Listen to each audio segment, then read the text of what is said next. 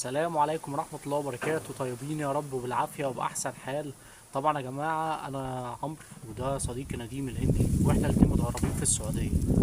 فكل واحد بقى إيه بيحكي عن أحلامه وأهدافه لما يرجع تاني مصر إن شاء الله، وهو يرجع تاني بلده الهند. فطلعوا شبهنا قوي. يعني الراجل نفسه يجيب ميكروباص 14 راكب ويشتغل عليه، ده بجد على فكرة.